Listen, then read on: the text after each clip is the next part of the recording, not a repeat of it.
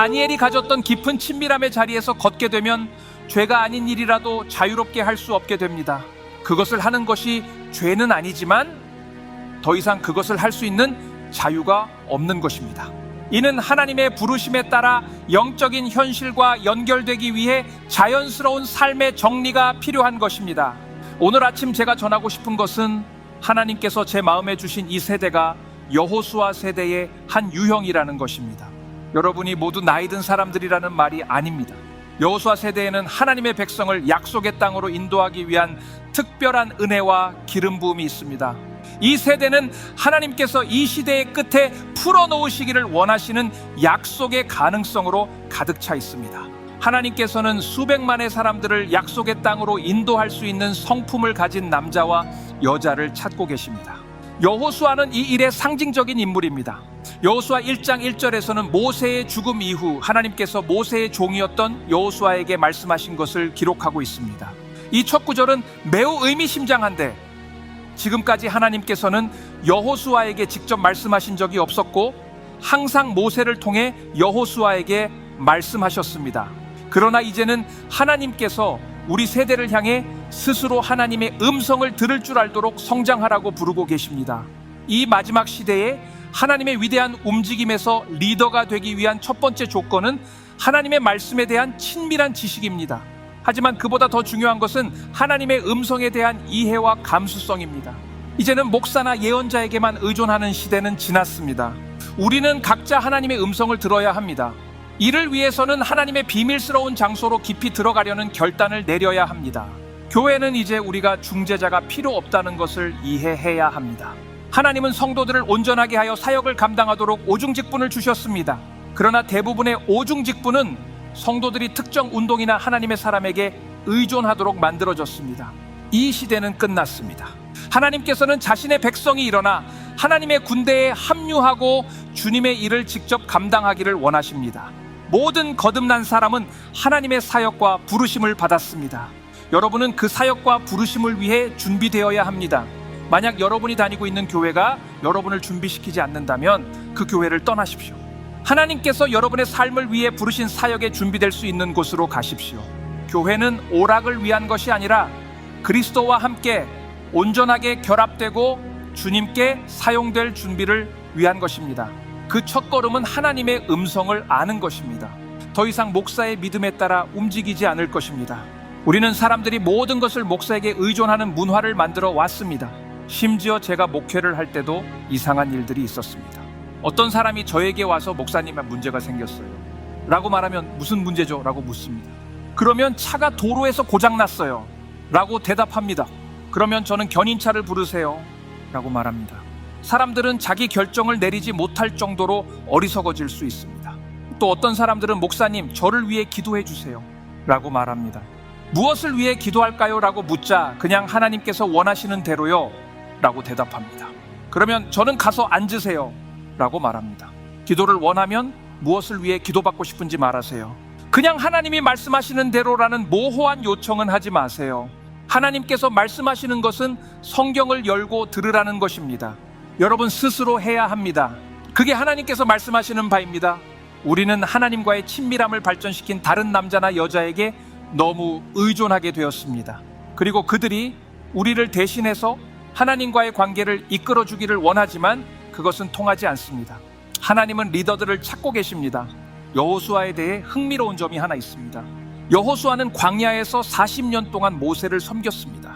모세가 하나님의 얼굴을 대면하기 위해 시내산 꼭대기로 올라갈 때마다 여호수아는 허락된 곳까지, 즉 산 중턱까지 올라갔습니다.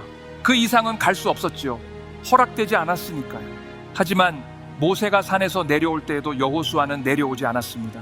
그는 하나님을 향한 갈망이 너무 커서 산을 떠나지 않았습니다. 오늘날 하나님을 갈망하는 남자와 여자는 어디에 있을까요? 아마 여기엔 없겠죠. 여러분은 예수님을 갈망하십니까? 그렇다면 반드시 깊이 들어가야 합니다. 디모데전서 2장 5절은 하나님은 한 분이시요 또 하나님과 사람 사이에 중보자도 한 분이시니 곧 사람이신 그리스도 예수라라고 말씀합니다. 저는 17살 때 이 사실을 배웠습니다. 솔직히 말하자면 우리는 때때로 서로의 짐을 져야 할 때가 있습니다. 그것은 기꺼이 해야 할 일입니다. 그러나 짐을 지는 것이 하나님이 아닌 짐을 지는 자에게 의존하는 것이 되면 우리는 그 선을 넘은 것입니다. 저도 여러분과 다를 바 없습니다. 저는 다른 사람들이 저를 위해 기도해 주기를 좋아하고 예언도 좋아합니다. 하지만 저는 결코 예언을 요청하지 않습니다. 왜냐하면 저는 고된 방법으로 배웠기 때문입니다. 그것은 곧 시험의 시기로 들어가는 첫걸음입니다. 여러분도 알다시피 요셉에게는 예언적인 꿈이 있었습니다. 그는 형형색색의 옷을 입었고 형제들과 아버지가 그 앞에 절하는 꿈을 꾸었지요. 그러나 그는 그 말을 시기상조로 흘려버렸습니다. 그는 아무 말도 하지 말았어야 했습니다. 형들은 분노와 질투로 요셉을 노예로 팔아넘겼습니다. 요셉은 20년 동안 영적 학교를 거치게 되었습니다. 그것이 악마의 짓이라고 생각하시나요? 아닙니다. 그것은 하나님의 시험이었습니다. 하나님께서 그의 성품을 완전하게 하시는 과정이었습니다. 시편 105편 19절에 따르면 그의 말씀이 응할 때까지 요셉은 하나님의 말씀으로 단련을 받았다고 기록되어 있습니다. 요셉은 그 말씀이 성취될 수 있는 위치에 서기까지 20년 동안 성품 개발과 준비의 시간을 거쳤습니다. 이제 몇 분이나 예언을 받고 싶으십니까? 하나님께서 여러분의 삶에 말씀하실 때 그것은 즉각적인 성취를 의미하는 것이 아닙니다. 오히려 더 깊은 수준의 깨어짐으로 나아가 약속을 성취할 수 있는 위치에 이르도록 나아가라는 뜻입니다. 그러나 미성숙함은 이렇게 말합니다.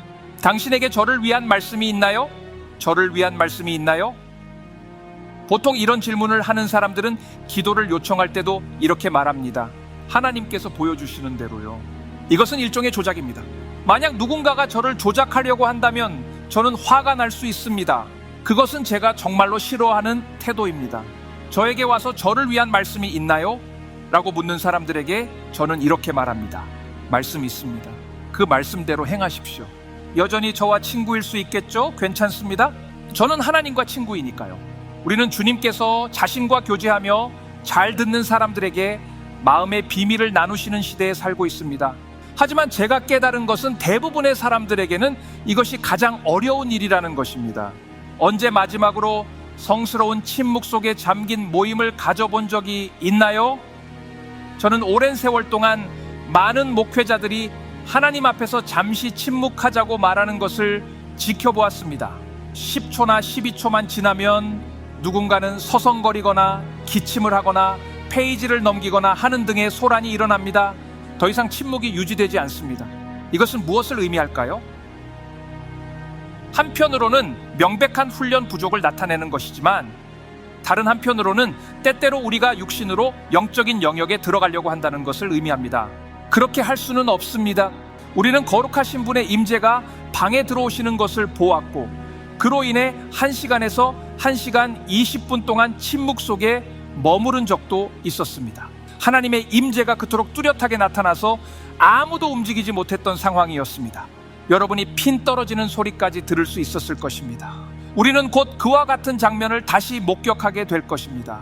우리는 계속해서 오 주님, 우리는 당신의 임재를 원합니다 라고 외칩니다. 하지만 왜 하나님의 나타나심, 왜 하나님의 거처를 원합니까? 한 가지 말씀드리겠습니다. 하나님의 임재가 올 때, 하나님의 거처가 올 때는 말이 많지 않을 것입니다. 큰 아멘 소리가 들려야 할 대목입니다. 우리는 그 하나님의 임재 속에 깊이 잠기게 될 것입니다. 하나님의 나타나신 임재 속에서 우리의 삶은 변형됩니다. 하나님과 함께하는 한순간은 100만 번의 설교보다 더 가치가 있습니다. 그분의 임재는 우리의 삶을 변화시킵니다. 하나님께서 여호수아에게 직접 주신 첫 번째 말씀은 수년 전 신명기에서 모세를 통해 여호수아에게 주신 것과 같은 메시지였습니다. 신명기 1장 38절에서 하나님께서는 모세에게 여호수아를 격려하라고 말씀하십니다. 여호수아, 눈의 아들, 네 앞에 서 있는 자, 그가 그 땅에 들어가리니 그를 강건하게 하라. 그가 이스라엘로 그 땅을 기업으로 얻게 하리라. 여호수아는 하늘로부터 하나님의 백성을 그들의 운명으로 이끌도록 하라는 사명을 받았습니다. 이 말씀이 얼마나 무거운지 아십니까? 2번이나 하나님께서는 모세를 통해 여호수아에게 같은 메시지를 주셨습니다. 하나님께서는 여호수아에게 말하라. 내가 그를 사용하여 내 백성을 그들의 운명에 들어가게 하리라고 말씀하셨습니다. 이는 매우 두려운 말입니다. 몇 년 전 제가 나비말명의 사람들을 데리고 피지로 선교 여행을 갔던 기억이 납니다. 하나님의 은혜로 다시는 그렇게 하지 않겠다고 결심했습니다. 사역에 뜻이 있는 사람들, 다시 말해 많은 사람들이 목사와 사역자들이었는데 그들이 어떤 권위에도 순종하지 않으려 했습니다. 자신들이 하고 싶은 대로 하려 했습니다. 우리는 사전에 지침을 명확히 설명했는데도 불구하고 말입니다.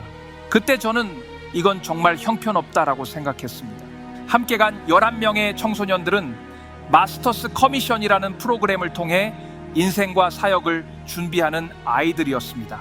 저는 이 11명의 청소년을 어디든 데리고 갈 수 있을 정도로 신뢰했습니다. 그러나 사역에서 경험이 많은 사람들은 함께하지 않을 것입니다. 그들은 사랑으로 서로에게 순종할 줄 몰랐습니다. 만약 수평적으로 순종할 줄 모른다면 하나님께도 순종할 수 없습니다. 그들은 자기 마음대로 하려는 사람들이었습니다. 성경에서는 남의 일을 성실히 행하라, 그러면 하나님께서 너에게 내 일을 주실 것이다 라고 말합니다. 그들은 그것을 하지 못했습니다. 하나님께서는 여호수아를 격려하시며 그가 하나님의 백성을 약속의 땅으로 들어가게 할 것이라고 말씀하셨습니다. 이는 놀라운 일입니다. 저는 하나님께서 여호수아에게 주신 첫 번째 말씀이 그의 스승 모세를 통해 그에게 주신 메시지와 같다는 점이 매우 중요하다고 생각합니다. 저는 격려를 좋아합니다. 어젯밤에 참석하신 분들 중 몇 분은 사둑 형제님께서 우리에게 예언적인 말씀을 주셨던 것을 들었을 것입니다.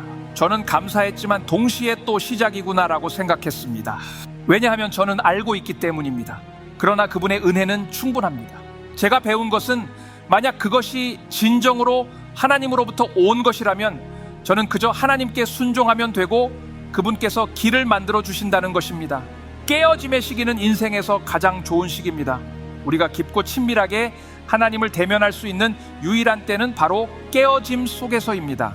우리는 항상 산 꼭대기의 경험이 최고의 순간이라고 생각하지만 산 꼭대기에 도달하려면 반드시 골짜기를 지나야 합니다.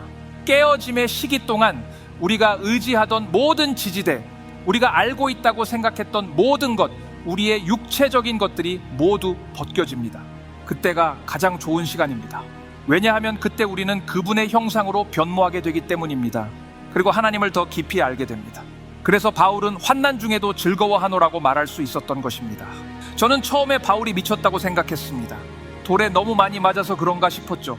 환난 중에 즐거워하다니 대체 무슨 말이야? 라고 생각했습니다. 하지만 몇 년 동안 이 길을 걸으며 그 말을 조금은 이해하게 되었습니다. 그것은 최악의 시간이자 최고의 시간이었으며 바로 삶 그 자체였습니다. 할렐루야. 제가 여러분께 전하고 싶은 한 가지 인용구가 있습니다. 토마스 아퀴나스의 말인데 믿음을 가진 사람에게는 아무 설명이 필요 없고 믿음이 없는 사람에게는 아무 설명도 소용이 없다라는 말입니다.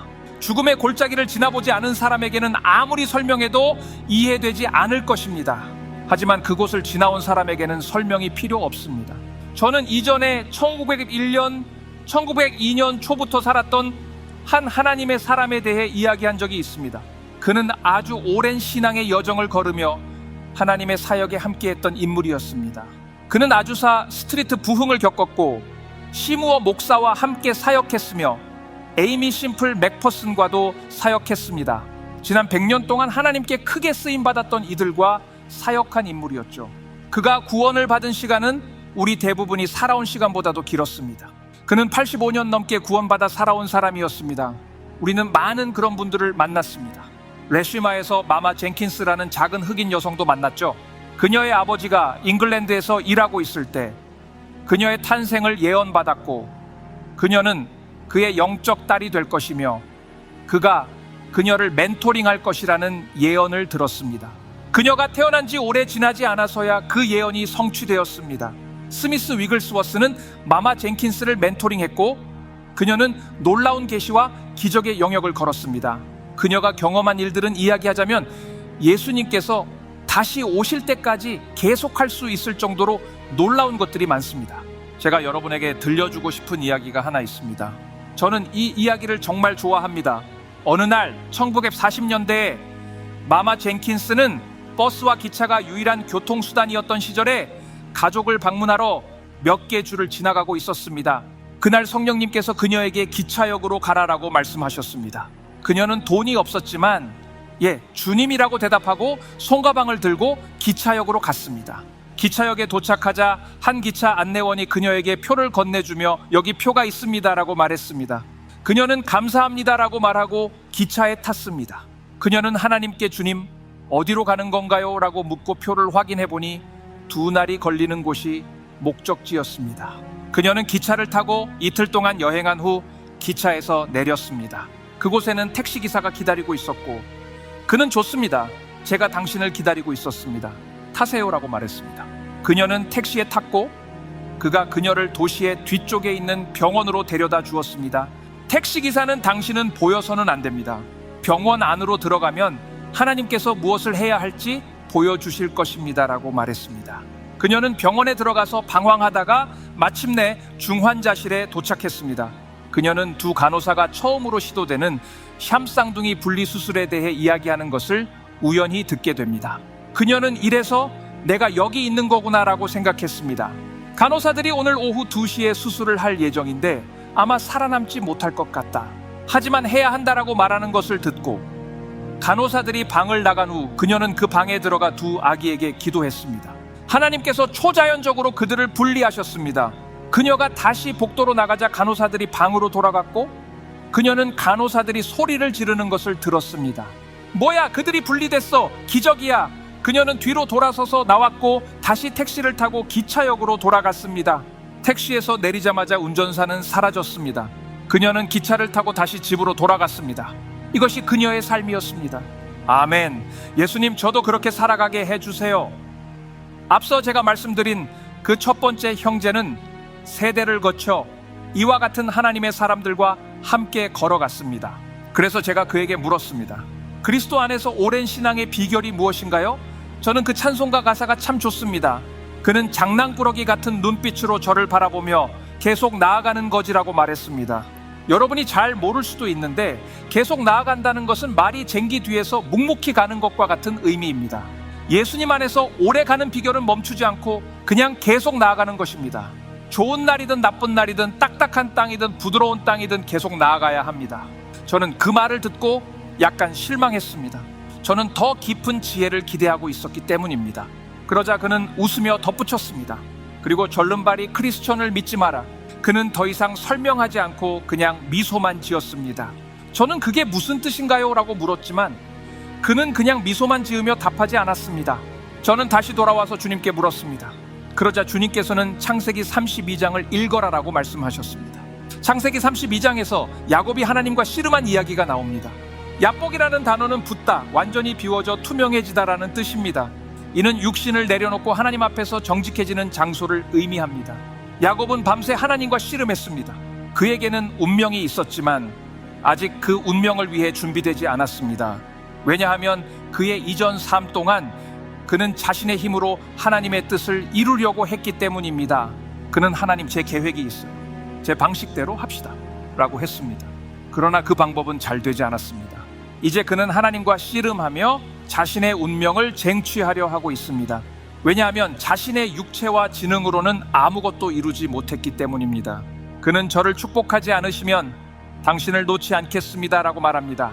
하나님께서는 날이 밝았다, 나를 놓아라라고 말씀하셨지만 야곱은 저를 축복해 주시기 전에는 당신을 놓지 않겠습니다 라고 했습니다. 여러분, 지금 이 말씀을 잘 들으십시오. 지금 지구 위에 주님의 날이 밝아오고 있습니다. 우리는 우리의 운명을 위해 하나님과 씨름해야 합니다.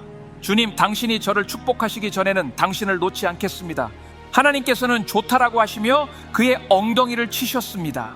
이제 여러분 중 몇 분은 축복받고 싶으신가요? 어떤 축복을 받으셨냐고요? 이제 더 이상 자신의 힘에 의지하지 않는 것입니다. 너 자신의 힘을 의지하지 말고 나를 믿어야 한다는 것입니다. 그것이 축복입니다. 그는 좋습니다. 하지만 당신이 저를 축복할 때까지 놓지 않겠습니다 라고 말했습니다. 그러자 하나님께서 말씀하셨습니다. 내 이름이 무엇이냐? 즉 너의 성품이 무엇이냐? 라는 질문이었습니다. 야곱은 저의 이름은 발뒤꿈치를 잡는 자, 대체자, 속이는 자라는 뜻입니다 라고 대답했습니다. 그것이 야곱이라는 이름의 의미이자 그의 성품이었습니다. 그러나 그날 밤 깊은 영혼의 어둠 속에서 하나님과 씨름하던 중 그는 하나님 앞에서 진정으로 나아갔습니다. 하나님께서는 더 이상 그것이 너의 성품이 아니다. 이제 너의 성품은 하나님처럼 다스리는 자 이스라엘이다 라고 말씀하셨습니다. 이것이 축복입니다. 우리의 성품이 하나님을 닮아 변화되는 것이 축복입니다. 그렇다면 그 축복 속에 돈이나 멋진 집과 차는 어디에 있습니까? 그리스도를 닮은 성품이야말로 가장 큰 축복입니다. 하나님께 영광을 돌립니다. 이 시즌에 우리는 주님의 격려가 필요할 때가 있을 것이며 우리의 운명과 목적을 성취하기 위해 주님의 용기가 필요할 것입니다. 그러나 이 새로운 시즌, 성숙과 권위의 날, 여호수아가 성숙과 권위에 도달했던 날과 같은 새로운 날이 오고 있습니다. 그것은 담대함과 승리의 날, 거룩함과 순결의 날, 그리고 결론과 안식의 날입니다. 우리 하늘의 아버지께서 우리에게 격려하시고 우리의 운명을 상기시켜 주십니다. 여러분은 분명한 목적과 함께 부름받았으며 그 목적을 이루기 위한 운명을 가지고 있습니다. 저는 사람들이 제 말을 항상 듣습니다. 제가 이것을 너무 강조한다고 생각할지 모르지만 여러분은 하나님의 목적과 운명을 가지고 있다는 사실을 과소평가할 수 없습니다. 그저 아무것도 하지 않고 앉아있기 위한 것이 아닙니다. 주님의 일을 열심히 감당하는 것입니다. 그것이 무엇이든 간에 말입니다.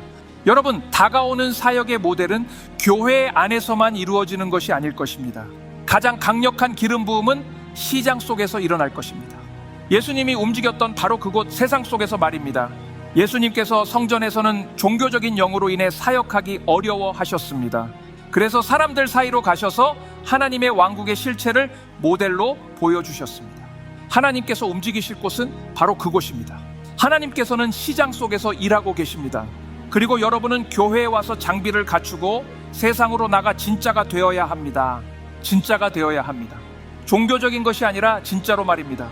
할렐루야! 여호수아 1장 15절에서 하나님께서 이렇게 말씀하셨습니다. 네가 사는 모든 날 동안 아무도 네 앞에 서지 못할 것이다. 내가 모세와 함께 했던 것처럼, 내가 예수님과 함께 했던 것처럼 너와 함께 할 것이다. 내가 너를 떠나지도 않고 버리지도 않겠다. 저는 이 말씀이 제 영혼 속에서 계속 울려 퍼지고 있습니다. 여러분은 그 말씀이 어떤 힘을 주는지 아십니까? 그것은 여러분에게 담대함을 주고 자신감을 주고 확신을 줍니다. 오만함이나 자만심이 아닌 내면의 힘을 줍니다. 그 힘으로 어떤 상황이 닥쳐와도 마주할 수 있습니다. 저희 부모님께서 말씀해 주셨는데 우리가 캐나다에서 자랄 때 제가 3살 정도였던 일입니다. 저와 제 형은 불의를 정말 싫어했습니다. 특히 누군가가 약자를 괴롭히는 것을 보면 참을 수 없었죠. 저는 어렸을 때 싸움에 휘말린 적이 많았습니다. 누군가를 괴롭히는 것을 보고 그냥 지나칠 수 없었거든요. 그러다 보면 저를 괴롭히는 경우도 생겼습니다. 저는 3세였고 제 형은 초등학교 1학년이었지만 저는 이들에게 다가가서 그만 괴롭혀 라고 말하곤 했습니다. 그러면 그들이 저에게 달려들곤 했죠. 그러면 저는 캔이라고 외쳤고 형이 와서 그들을 혼내줬습니다. 이것은 좋은 조합이었죠. 큰 입과 큰 힘. 저는 이 성경 구절에 대해 분명한 그림을 가지고 있습니다. 하나님께서 우리 앞에 가시고 우리 뒤에 서시며 우리와 함께 하십니다. 하나님께서 우리 안에 계실 때 우리가 그분의 뜻에 따라 말하면 적이 달려들더라도 예수님이라고 부를 수 있습니다. 네가 사는 모든 날 동안 아무도 네 앞에 서지 못하리라는 말씀이 있습니다. 하나님께서 우리를 위해 시작하신 좋은 일을 끝까지 이루실 것입니다. 저는 주님이라고 고백합니다. 이 말씀이 저를 수년 동안의 시련과 고난 속에서도 지탱해 주었습니다. 제 삶에는 마귀의 계략으로 인해 여러 세대에 걸쳐 양쪽 가문에서 배척과 배신을 경험해야 했습니다. 왜 내가 어떤 일을 하는지 오랫동안 이해하지 못했습니다. 항상 예수님이 필요한 사람들을 돕기 위해 스스로를 구원자로 내세웠습니다. 그러다 보니 셀 수 없이 많은 상황에 휘말리곤 했습니다.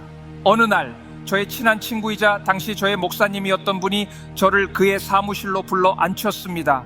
토요일이었고 우리는 5시간 동안 성경을 함께 읽으며 마귀의 계략에 대해 배우고 어떻게 그것들을 내 삶에서 끊어낼 수 있는지 살펴봤습니다. 그는 아내와 함께 저를 위해 기도했고 그날 이후로 두려움은 사라졌습니다.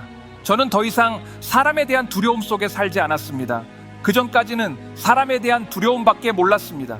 왜냐하면 나는 항상 거짓된 기준에 맞춰야 한다고 생각했기 때문입니다. 이제 저는 하나님을 두려워합니다. 사람들의 생각은 신경 쓰지 않습니다. 그것은 제가 남을 불쾌하게 하겠다는 것이 아니라 성령의 인도를 따르겠다는 의미입니다. 사람들의 반응에 상관없이 하나님의 인정이 사람들의 인정보다 더 중요하기 때문입니다. 하나님께서는 우리를 자유롭게 하셔서 우리의 운명을 이루도록 이끄실 것입니다. 바로 지금이 그 시간입니다. 이것은 운명이 성취되는 날입니다. 신명기 7장 24절에 이런 약속이 있습니다. 그가 그들의 왕들을 내 손에 넘겨주시리니 너는 그들의 이름을 하늘 아래에서 멸할 것이요 네가 그들을 다 멸할 때까지 아무도 너를 대적하지 못하리라. 마귀의 모든 일들이 여러분 앞에서 멸망할 것입니다. 이것이 하나님의 약속입니다. 심지어 왕들과 통치자들, 권세자들도 멸망할 것입니다. 그러나 여러분, 하나님의 뜻이 없이는 그런 통치자나 권세자들을 공격해서는 안 됩니다. 그렇게 어리석게 굴지 마십시오. 하지만 하나님께서 가라라고 말씀하시면 여러분은 반드시 승리를 거둘 것임을 확신할 수 있습니다. 지금은 우리가 사람들의 삶과 지역 위에서 어둠의 일을 멸할 시간입니다. 하나님께서 우리를 순결하고 흠없는 신부로 시대의 끝에 하나님의 교회로 세우고 계십니다. 우리는 그분의 이름으로 놀라운 일들을 행할 것입니다. 이런 날은 이전에 한 번도 없었습니다. 지금이 얼마나 흥미로운 때인지 말씀드리고 싶습니다. 저와 제 아내는 여러 해 동안 하나님의 말씀을 우리 삶에서 실천하며 살아왔습니다. 제가 말씀드리자면 지난 15년 동안, 그리고 이번이 16년째 되는 해인데 매년 라쉬 하샤나 때마다 저는 하나님으로부터 방문을 받았습니다. 저는 매년 여러 차례 하나님의 방문을 경험하지만 라쉬 하샤나 때의 방문은 특별합니다. 그분께서는 이 방문이 너를 위한 것이 아니다, 내가 교회에 풀어놓을 것을 너에게 보여주는 것이다 라고 말씀하셨습니다. 약 9년 전 북아일랜드 벨파스트의 큰엘림 오순절 교회에서 사역할 때였습니다. 저녁 예배 중 예배 도중에 제 영혼이 흔들리는 것을 느꼈습니다. 그리고 제가 강대상을 바라보았을 때 그곳에 12피트나 되는 천사가 긴 금빛 나팔을 들고 서 있었습니다. 저는 주님, 이게 무엇입니까? 라고 물었고 주님께서 이것은 라쉬 하샤나다라고 대답하셨습니다. 저는 순간 잊고 있었던 것을 기억해냈습니다. 그 즉시 강대상 위에 하늘이 열렸고 저는 눈이 부셔 고개를 돌렸습니다. 그런데 예수님이 제 눈에 들어왔고 그분께서 이리 오라라고 말씀하셨습니다. 순간적으로 저는 하나님 보좌 앞에 엎드려 있었습니다. 모든 것이 사라지고 저는 영적으로 하나님 앞에 있었습니다. 이게 육체적인 경험이었느냐고요? 아니면 영적인 경험이었느냐고요? 둘 다였습니다. 여러분의 영적 존재는 육체보다 더 실제적입니다. 그것이 진정한 영역입니다. 이 세상은 어둠의 그림자일 뿐입니다. 자연적인 것에 너무 집착하지 마십시오. 여러분은 영적인 존재입니다. 저는 하나님 보좌 앞에 엎드려 있었고 마침내 일어설 수 있었습니다. 그때 하늘아버지께서 그분의 홀을 내밀며 말씀하셨습니다. 왕국의 절반까지 무엇이든 너에게 주겠다. 마치 에스더가 왕 앞에서 은총을 받았던 것처럼 아버지께서 그분의 은혜의 홀을 내미셨습니다. 제 영혼은 망설임 없이 즉시 응답했습니다. 저는 전부 당신을 원하고 저 자신은 전혀 원하지 않습니다. 저는 예수님처럼 되고 싶습니다. 그리고 하나님께서는 홀을 거두셨습니다. 잠시 후 하나님께서 다시 한번 같은 제안을 하셨습니다. 왕국의 절반까지 무엇이든 너에게 주겠다. 저는 다시 모두 당신을 원하고 저 자신은 전혀 원하지 않습니다 라고 대답했습니다. 세 번째로 같은 일이 일어났고 그 후 저는 다시 교회로 돌아왔습니다. 그때 저는 이게 뭐였지? 라고 생각했습니다. 그러자 즉시 저의 육체적 자아가 말을 하기 시작했습니다. 우리 대부분이 성령의 음성을 듣기 어려운 이유가 바로 여기에 있습니다. 우리는 너무나도 육신의 목소리에 익숙해져 있기 때문입니다. 제 영혼이 이렇게 말했습니다. 그게 최선이었어? 하나님께서 무엇이든지 원하면 주시겠다고 했는데 그게 네가 요청한 것이야? 그것은 저에게 깊은 깨달음이었습니다. 저는 잠시 그것을 곱씹으며 있었습니다. 그때 갑자기 제 손에 뜨거운 느낌이 들었고 보니 아버지의 인장 반지가 제 손에 있었습니다. 이 반지는 언약을 상징합니다. 이는 아들 됨과 성숙을 의미합니다. 기억하십시오. 이것은 하나님께서 교회에 풀어놓으신 것이었습니다. 저는 그 반지를 끼고 서 있었습니다. 저는 그때 레시마에서 일어난 일을 아직 말할 기회가 없었습니다. 그러나 목사님이 저를 앞으로 불러내어 사역하게 하셨고 그 후에 그분이 저에게 물었습니다. 무슨 일이 있었나요? 마치 당신이 그 자리에 없었던 것처럼 느껴졌습니다. 마치 하나님 아버지께서 직접 계신 것 같았습니다. 그것은 정말로 놀라운 증거였습니다. 그날 밤 우리는 전에 보지 못했던 기적들을 목격했습니다. 유다 지파의 사자와 같은 권능과 멈출 수 없는 권위가 그 자리에 있었습니다. 제가 그때 느꼈던 것은 그리스도의 믿음이었습니다. 바울이 말한 것처럼 이제는 내가 사는 것이 아니라 내 안에 그리스도께서 사시는 것이었죠. 내가 이제 사는 삶은 하나님의 아들의 믿음으로 사는 것입니다. 갈라디아서 2장 20절, 그 믿음이 흐르기 시작하자 우리 앞에 있는 모든 것이 즉시 치유되거나 해방되었습니다. 조현병, 우울증, 종양, 암 등 모든 것이 즉각적으로 나았습니다. 이것이 하나님께서 우리 세대에게 부르시는 권위이며 우리가 걸어가야 할 확신입니다. 하나님께서 우리 모두를 부르고 계신 성숙함의 자리입니다. 그리고 그 자리에서 우리는 오직 아버지께서 말씀하시는 일만 행한다는 것을 깨닫게 됩니다. 예수님께서 말씀하셨듯이 나는 스스로 아무것도 할 수 없다. 오직 아버지께서 하시는 일을 행할 뿐이다요. 한복음 5장 19절, 성숙함이란 우리의 영적인 모든 감각을 활용하고 완전히 그분을 의지하며 앞으로 나아가는 것입니다. 정말로 흥미로운 시대입니다. 우리는 이것을 계속해서 연습하고 있습니다. 연습한다니 무슨 말인가요? 라고 물으실지 모르겠습니다. 어떤 분들은 여행을 많이 하시고 어떤 분들은 조금 하시죠. 그런데 우리는 비행기를 타고 너무 많이 다닙니다. 작년 초에 주님께서 저에게 말씀하셨습니다. 비행기 타는 일이 점점 더 어려워질 것이다. 우리는 비행기 사고, 이상한 기후 패턴 등을 목격했습니다. 정말로 비행기들이 곳곳에서 고장나고 있습니다. 비행기를 타면 자리에 앉고 안전벨트를 매세요. 곧 난기류가 발생할 것입니다. 라는 말을 듣게 됩니다. 제가 책을 읽고 있을 때 비행기가 흔들리기 시작하면 그보다 더 짜증나는 일이 없습니다. 얼마 전에 여기로 오던 비행기에서도 그랬습니다. 저는 소음 제거 헤드폰을 끼고 있었는데 비행기가 요동치자 제가 말했습니다. 평안하라, 잠잠하라. 갑자기 모든 것이 조용해졌습니다. 사람들이 저를 쳐다보기 시작했고 비행기는 순식간에 안정되었습니다. 원래 45분 동안 난기류가 지속될 것이라고 했지만 단 45초 만에 끝났습니다. 우리는 하나님의 말씀을 그저 말로만 하는 것이 아니라 실제로 실천합니다.